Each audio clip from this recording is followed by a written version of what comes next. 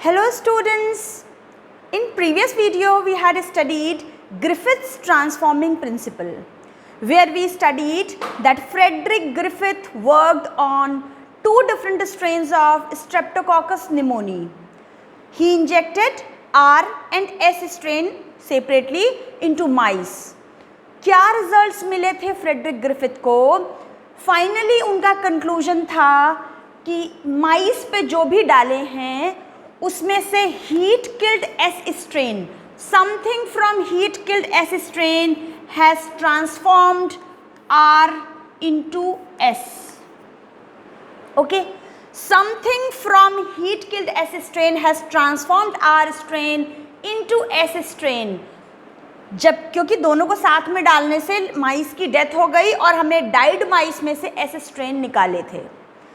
अब ये जो है इसको इन्होंने कहा ये ट्रांसफॉर्मिंग प्रिंसिपल है. अब ये कौन सा मॉलिक्यूल है ये फ्रेडरिक ग्रिफिथ के एक्सपेरिमेंट से पता नहीं चला. एक्चुअली कौन सा मॉलिक्यूल है, प्रोटीन है, लिपिड है, शुगर है या डीएनए है, आरएनए है, ये कौन सा मॉलिक्यूल है ट्रांसफॉर्मिंग प्रिंसिपल, ये बात हमें पता चलती है आइवरी, मैकलियोड एंड मैककार्टी के एक्सपेरिमेंट से. तीन अलग अलग लोग थे. अभी हम देखते हैं ये तीनों लोग फ्रेडरिक ग्रिफिथ से भी पहले से काम कर रहे थे, पर फ्रेडरिक ग्रिफिथ का एक्सपेरिमेंट पहले आया और उसके बाद उस काम को इन्होंने और आगे बढ़ाया और इन्होंने बताया finally DNA is the genetic material, DNA is the transforming principle. तो देखते हैं क्या किया इन्होंने, कैसे पता लगाया. सबसे पहले तीन साइंटिस्ट हैं, Oswald Avery, MacLeod and McCarty. इन तीनों साइंटिस्ट ने क्या किया, उस एस स्ट्रेन को देखा, हीट किल्ड एस स्ट्रेन और आर स्ट्रेन जो माइस में डाला था और माइस की डेथ हो गई, उस डाइड माइस में से क्या निकाले, जिंदा एस स्ट्रेन निकाले. तो क्या किया इन्होंने, इनके पहले तक सोचा जाता था कि protein is the genetic material. इनके लिए चैलेंज था ये बात प्रूफ करना कि प्रोटीन नहीं है, कुछ और है जेनेटिक मटेरियल. तो देखते हैं इन्होंने कैसे प्रूफ किया. इन्होंने क्या काम किया है, इन्होंने ट्रांसफॉर्मिंग प्रिंसिपल डीएनए है ये बात पता लगाई थी कि क्या है ट्रांसफॉर्मिंग प्रिंसिपल का biochemical nature. It's actually DNA. Okay, तो क्या किया इन्होंने उस heat killed S strain, heat killed S strain जिसने आर को एस में कन्वर्ट कर दिया था, उसको प्योरीफाइड बायोकेमिकल्स उसमें से निकाले.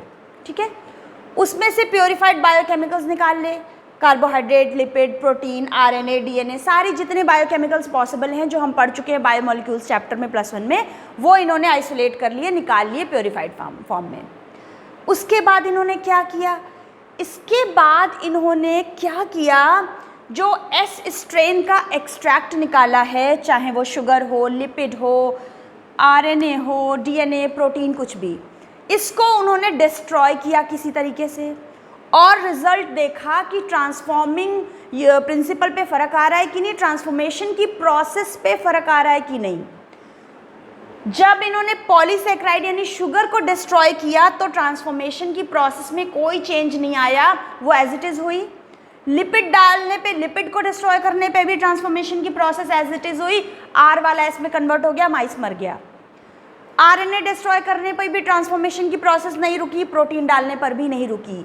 ट्रांसफॉर्मेशन की प्रोसेस में चेंज कब आ गया, जब डीएनए को डिस्ट्रॉय किया.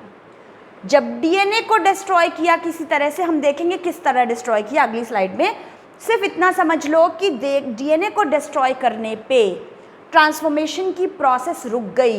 It means heat killed S से आर, हीट किल्ड एस ने आर को एस में कन्वर्ट नहीं किया, ट्रांसफॉर्मेशन नहीं हुआ. कब नहीं हुआ, जब डीएनए डिस्ट्रॉय हुआ. इट मीन्स कि डीएनए है वो ट्रांसफॉर्मिंग प्रिंसिपल. ट्रांसफॉर्मिंग प्रिंसिपल का बायोकेमिकल नेचर है डीएनए एक्चुअली. और इसके बाद इन्होंने इस डाइड माइस में से एस स्ट्रेन आइसोलेट नहीं हुए, इनको एस स्ट्रेन नहीं मिले, आर स्ट्रेन ही मिले, क्योंकि आर स्ट्रेन एस में कन्वर्ट नहीं हो पाया. अच्छे तरीके से देखते हैं इस एक्सपेरिमेंट को. हीट किल्ड एस स्ट्रेन, यहाँ पर ये रेड कलर से दिखाया गया एस स्ट्रेन, हीट किल्ड का मतलब थोड़ा लाइट कलर और वो अलग हो गया है। इस सोल्यूशन में सब कुछ है, protein, sugar, lipid, RNA, DNA, सब कुछ है। इसको सबसे पहले प्रोटीन डिस्ट्रॉय करने के लिए इन्होंने प्रोटीनेज एंजाइम डाला। प्रोटीनेज एंजाइम, किसी एंजाइम के नाम के आगे हम जानते हैं एज लगा देते हैं, वो एंजाइम हो जाता है। तो प्रोटीनेज एंजाइम कहीं और से आइसोलेट किया और यहाँ पर डाल दिया। जब प्रोटीनेज डाला तो इस सोल्यूशन में से प्रोटीन किल हो गया, बाकी सारी चीज़ें हैं एज इट इज़। हम प्रोटीन का इफेक्ट देखेंगे जब इन्होंने यहाँ पर लाइव आर स्ट्रेन्स डाले तो देखा कि एस स्ट्रेन अपीयर हुआ, यानी कि ट्रांसफॉर्मेशन हो रहा है। सिमिलरली जब आरएनएज डाला, आरएनएज एंजाइम डाला तो आरएनए डिस्ट्रॉय हो गया और यहाँ पर ब्लू कलर के जब आरएनए मींस आर स्ट्रेन्स डाले तो भी एस अपीयर हो गया। आप देख सकते हो आरएनए डाला, इन्होंने आर स्ट्रेन डाला था ब्लू कलर का और यहाँ रेड कलर का स्ट्रेन विजिबल है, यानी ट्रांसफॉर्मेशन की प्रोसेस एज इट इज़ हुई, आरएनए डिस्ट्रॉय करने पर भी, प्रोटीन डिस्ट्रॉय करने पर भी।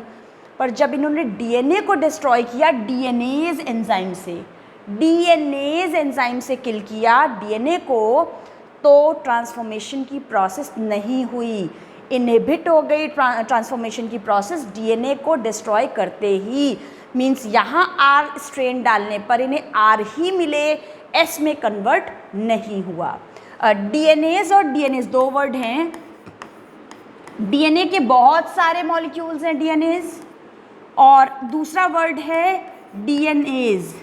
तो ये है डीएनए के बहुत सारे मॉलिक्यूल, डीएनए का प्लूरल, और डीएनएज है एंजाइम विच किल्स या विच डिस्ट्रॉयज डीएनए, डीएनए को डाइजेस्ट करने वाला एंजाइम डीएनएज। ठीक, तो डीएनएज डालने पे ट्रांसफॉर्मेशन की प्रोसेस इनहिबिट हो गई, प्रोटीन डाइजेस्टिंग एंजाइम प्रोटीएज और आरएनए डाइजेस्टिंग एंजाइम आरएनएज डालने पे ट्रांसफॉर्मेशन की प्रोसेस में कोई फर्क नहीं आया, जबकि डीएनएज डालने से ट्रांसफॉर्मेशन की प्रोसेस इनहिबिट हो गई, सजेस्टिंग कि डीएनए कॉज्ड द ट्रांसफॉर्मेशन। क्या कंक्लूड किया कि DNA is the hereditary material. पर बहुत सारे बायोलॉजिस्ट ने उस वक्त इस बात को एक्सेप्ट नहीं किया। हम अगले एक्सपेरिमेंट में देखेंगे कि finally DNA is the genetic material. इस बात को हर्शे एंड चेज ने प्रूव किया। तो अगर आपको अच्छे से समझ में आया तो वीडियो को ज़रूर लाइक करिए, अपने फ्रेंड्स के साथ शेयर करिए। Thank you.